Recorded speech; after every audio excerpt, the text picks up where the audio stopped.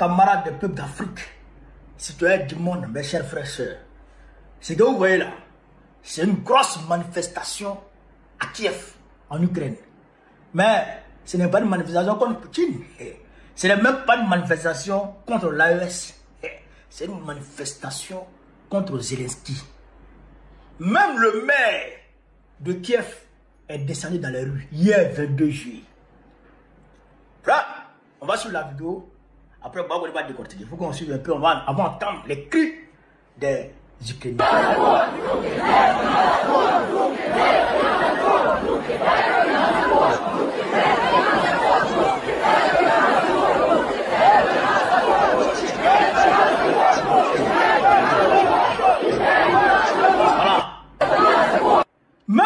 Même le maire de Kiev, lui-même là, il est descendu dans les rues.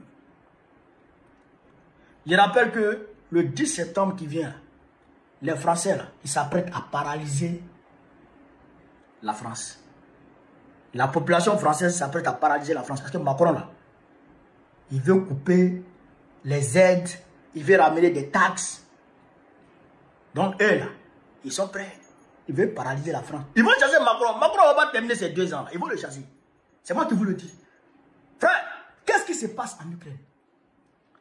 Zelensky, en réalité, après le coup d'État de 2014, Zelensky, ils avaient mis en place, les Ukrainiens avaient mis en place une architecture contre la corruption. Ils ont créé des agences anticorruption, des agences indépendantes anticorruption qui luttaient efficacement contre la corruption. Et c'est à l'issue de cette lutte anticorruption là et que l'Ukraine allait pouvoir faire son entrée dans l'Union européenne. Parce que c'est l'une des raisons qui fait que l'Ukraine n'arrive pas à rentrer dans l'Union européenne. Parce que les Européens jugent l'Ukraine de pays trop corrompus. Ils disent que la corruption là-bas, là, en Ukraine, là, c'est trop grave. Donc, ils ne peuvent pas accepter un pays comme ça dans leur union. C'est ce que les Européens disent. Donc, les Ukrainiens, eux, ils disent, bon, ok, on va lutter contre la corruption. Comme ça, les Européens vont nous accepter. Mais de l'autre côté, c'est l'une des raisons. Parce que de l'autre côté, tout le monde sait pourquoi les Ukrainiens, ils ont peur de faire rentrer l'Ukraine. Parce qu'ils savent que Poutine ne va pas accepter ça. Donc, ça, c'est l'une des raisons. Mais en réalité, Zelensky, il a signé une loi qui limite l'indépendance de ces agences anticorruption. C'est-à-dire que le Bureau national de lutte contre la corruption et le paquet spécialisé anticorruption, cette loi-là limite leur indépendance. C'est-à-dire que cette loi, en réalité, met ces 2 agences-là sous le contrôle exclusif de l'exécutif. C'est-à-dire que c'est Zelensky lui-même maintenant là, qui contrôle ces agences-là. Alors que les gens disaient que l'Ukraine avait fait des grands pas dans la lutte contre la corruption grâce à ces agences-là. Maintenant, Zelensky, il ne veut plus.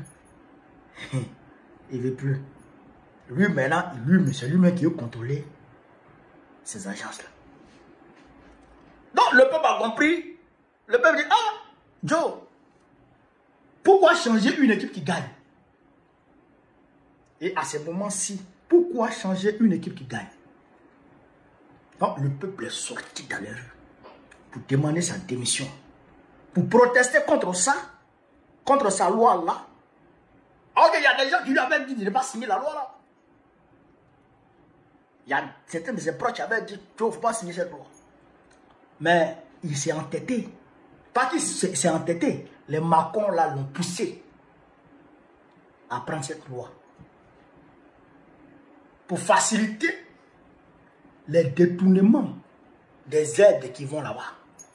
On vous a dit que les aides, c'est le petit-fils de Gaulle même qui l'a dit. Il dit moins de 50%. Moins de 50% des armes qui sont destinées à l'Ukraine arrivent en Ukraine. Sinon, plus de la moitié de ces armes-là sont détournées pour vendre sur le marché international, pardon, sur le marché noir, et dans le Moyen-Orient, en Amérique latine et dans le Sahel. C'est le petit-fils de De Gaulle qui a dit ça.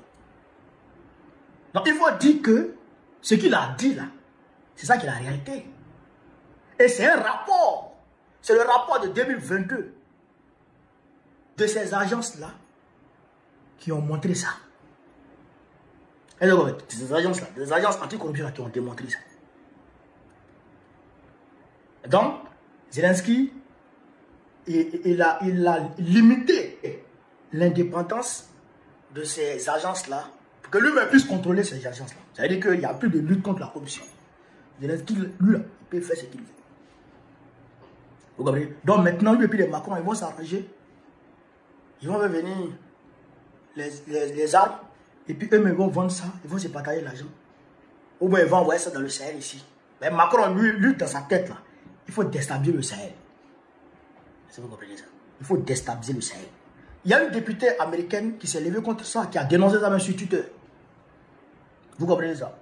Elle dit, le président des États-Unis, Donald Trump, devrait mettre fin aux livraisons d'armes à Kiev après les manifestations de masse en Ukraine.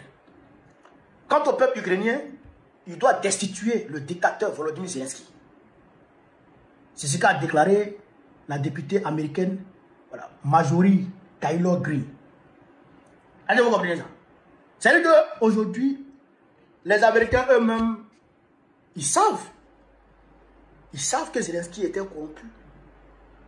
C'est pourquoi Trump dit qu'il ne donne plus les armes. Il est en train de limiter les livraisons. Il annule même beaucoup de livraisons. Parce qu'il sait que Zelensky, là, il est corrompu. C'est un corrompu.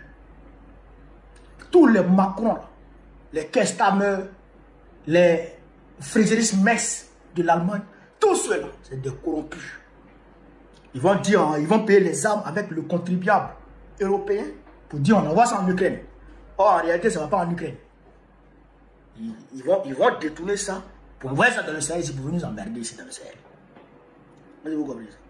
Donc, pour dire qu'en réalité, cette guerre-là, ça arrange les Européens sur deux fronts. Premier front, embêter la Russie.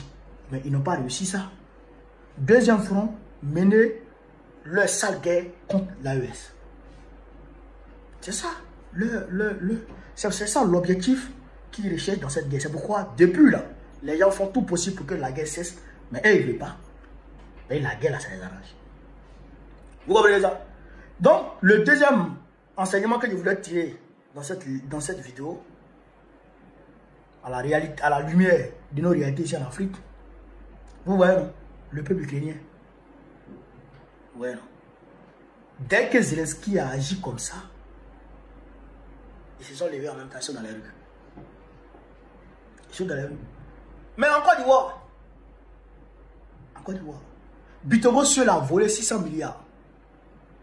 600 milliards. La Cour des comptes a fait des révélations fracassantes, ahurissantes. Mais on ne s'est pas levé. On ne s'est pas levé. La société civile même qui devait se lever là, elle ne s'est pas levée. On ne s'est pas levé. Donc ça, il faut qu'on arrête ça. Les présidents corrompus là, il faut les chasser. Il faut les chasser. Il faut chasser Draman. Frère, voilà ce que je voulais dire cette vidéo. Sur ce, vive l'Afrique libre. Vive le panafricanisme. Vive tous les pays panafricains. Vive l'AES. Vive la paix dans le monde. Babo, président de en octobre prochain. Inch'Allah, on est ensemble.